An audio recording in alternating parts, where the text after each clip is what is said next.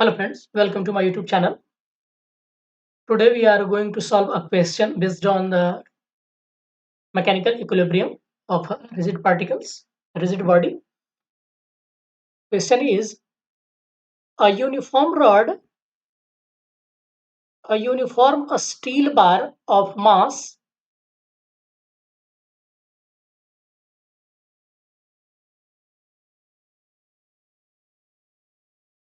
a uniform steel bar of mass 5 kg and length 1.5 is supported at its two ends.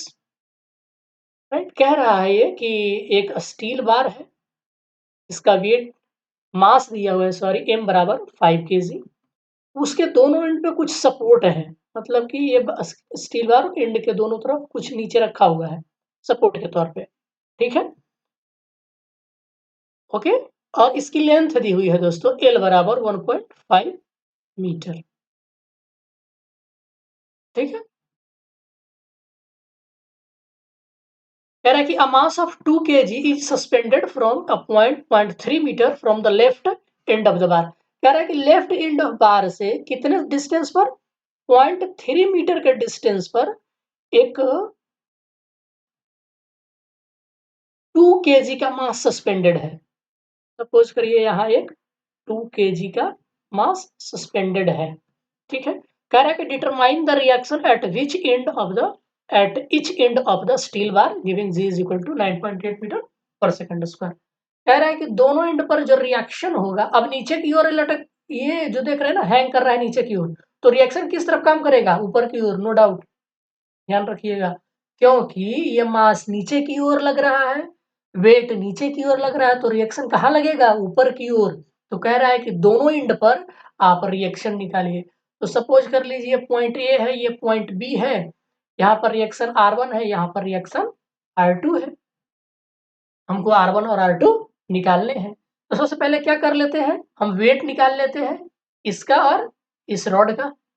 मास दिया हुआ है तो wait बराबर क्या हो जाएगा, वेट बराबर हो जाएगा W बराबर mg। तो इसका m है ये स्टील रॉड का, और ये m है जो हैंग कर रहा है मास उसका। तो mg बराबर 5 इंटू यानी कि 49 न्यूटन, और ये जो नीचे की ओर लटक रहा है W डैश जिसका वेट है, तो m डैश g बराबर 19.6 न्यूटन, राइट। अब याद करिए दोस्तों कि मैंने आपको बताया था कि जब, अब हम इसमें आगे क्या करें, कैसे रिएक्शन निकालें।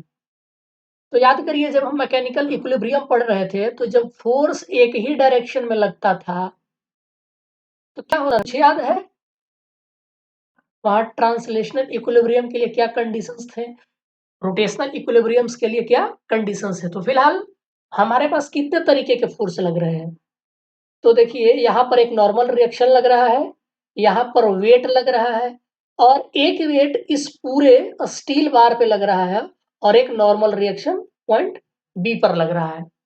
तो हम बारी बारी से सबका क्या निकाल लेते हैं, टॉर्क निकाल लेते हैं। और टॉर्क इसलिए निकाल लेते हैं दोस्तों क्योंकि रिएक्शन में हमें जरूरत पड़ेगी किसका, हमें रिएक्शन निकालना है, तो रिएक्शन भी एक तरीके का फोर्स ही है ना, राइट।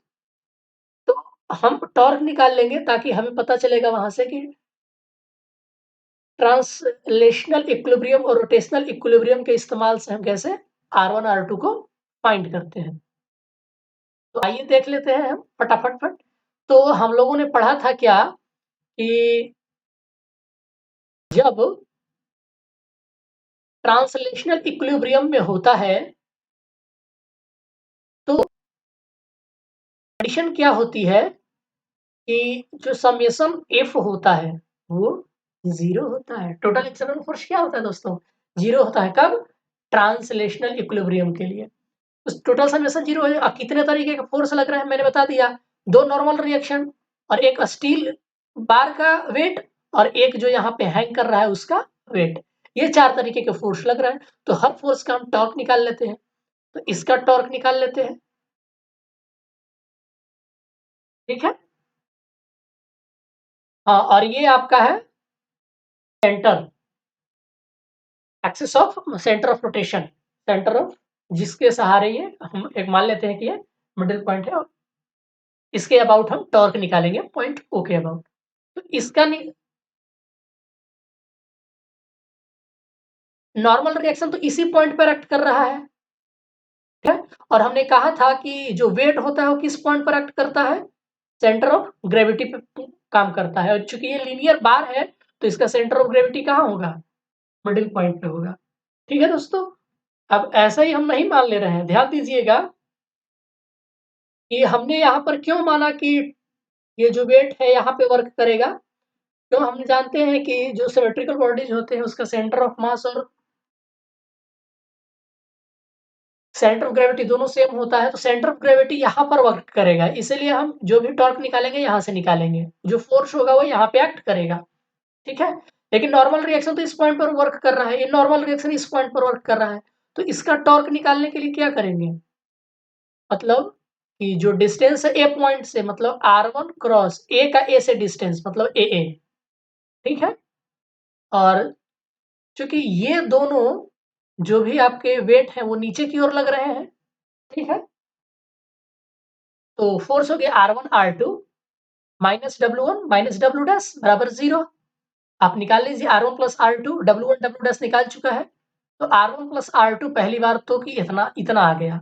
अब टॉर्क ये हो गया आपका क्या, ट्रांसलेशनल इक्विलिब्रियम के लिए टोटल फोर्स 0 होता है। अब रोटेशनल इक्विलिब्रियम के लिए क्या होता है, टोटल टॉर्क जो होता है वो 0 होता है। टॉर्क का मतलब समेशन R क्रॉस F 0 होता है, ठीक है। तो अब हम निकालते हैं हर फोर्स के लिए R क्रॉस F। तो R1 नॉर्मल फोर्स रिएक्शन के लिए R1 cross AA point A पर एक्ट कर रहा है, माइनस W डैश का क्या हो जाएगा, AC होगा, इस पॉइंट से हम लेंगे सेंटर ऑफ ग्रेविटी से, तो W डैश क्रॉस AC और इस पूरे स्टील बार का हम लेंगे पॉइंट G से, ठीक है ना दोस्तों, ये आपका G है, ये आपका। एक बार ध्यान देने वाली बात ये है कि ये पॉइंट C था, तो हम इसके जो हैंगिंग ऑब्जेक्ट था उसका हम जो टॉर्क है वो C पॉइंट से निकालेंगे, ठीक है। तो ये हो जाएगा distance AC minus W dash into AC, क्योंकि इस पॉइंट से हमने ये लिया है ये, ठीक है। और ये है आपका सेंटर ऑफ ग्रेविटी G, तो ये होल बॉडी के लिए, होल स्टील बार के लिए है, ठीक है। आइए देखते हैं, तो इसका हो जाएगा W डैश क्रॉस A से W क्रॉस AG और R2 क्रॉस AB, ठीक है।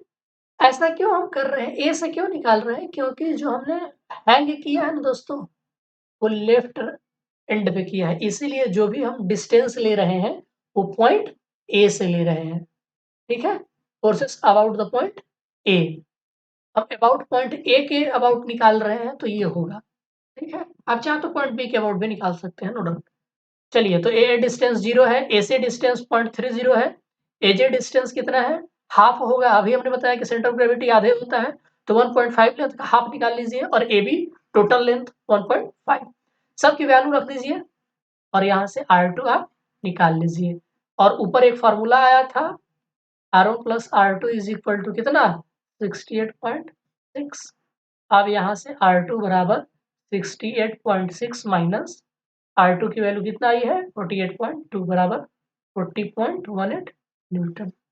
ये हमारा आ गया सेकेंड नॉर्मल रिएक्शन, ये सेकेंड नॉर्मल रिएक्शन है और ये फर्स्ट नॉर्मल रिएक्शन है, ठीक है दोस्तों।